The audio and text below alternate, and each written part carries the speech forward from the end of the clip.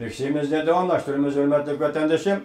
Təhlilçilər mundaq görsətdi. Xitay Cungoda terrorizm qarışdırış Cungoca qanununu ilan qıldı.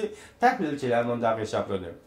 Terrorizm qarışdırış qanununun dəstəbki layihəsinin özgərtilişi qanun tüzgüçülərdə təcrübənin kəmliki hamda Qərb dünyasının qattiq qarışdırışı münasibətlik bolsa kerak.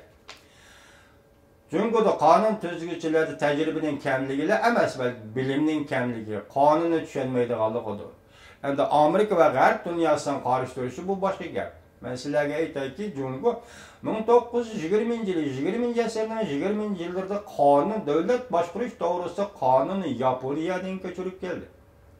Jungo 1950 yıllarda 20 asırның 50 yıllarda ictimai fen nazariyelerini, felsefe ve yoki edebiyat nazariyelerini Sovetler, şu vakit sabık Sovetler ittifaqıdan köçürüp geldi.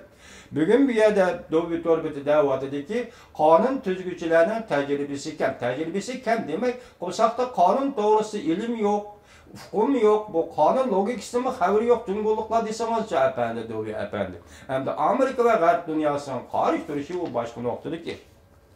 2015 yıl 3. ayda Amerika Koşmuş Ştatlarının prezidenti Barack Obama, Reuters agentlik muhbirinin ziyaretini kabul kılganda mundaq görsətken.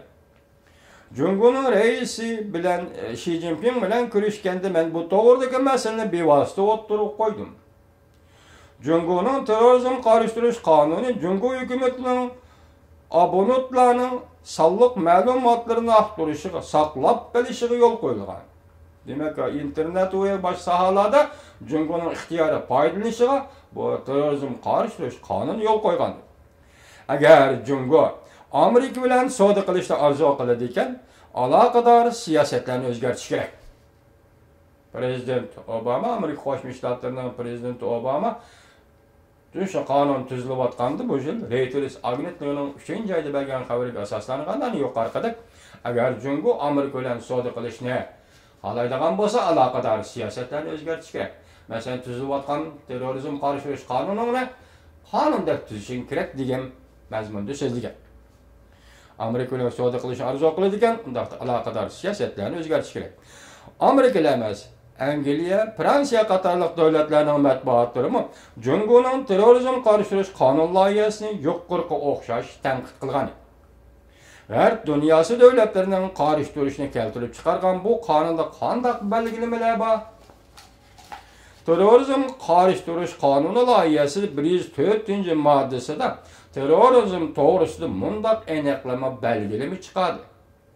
Terrorizm qurolliq zo'ravonlik orqali buzg'unchilik qiladigan, qo'rqitish vositalarini ishlatib jamiyatda aloqsizlik paydo qiladigan, davlatning siyosat belgilamasiga ta'sir ko'rsatadigan yoki davlatning siyosat tuzishiga ta'sir ko'rsatadigan, milliy o'chmanlik paydo qilib, hokimiyatni og'diradigan, bölgünçülük, milli bölgünçülük qiladigan ideyalar, söz, ibora, hareketler mana bu terrorizm deganlikdir. Ko'ring, endi so'zmi, iborami, gapmi, kolladagi ideyami Xitoyning nazarida terrorizm.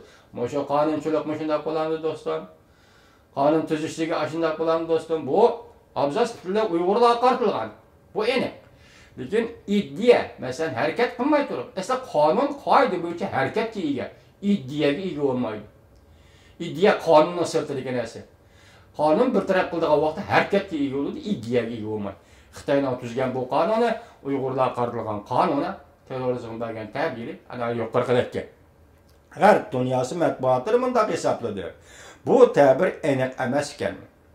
Cheklimi yo'q ekan. Davlatning siyosat belgilishiga ta'sir ko'rsatgan hukm bakkan bo'lib ketgan.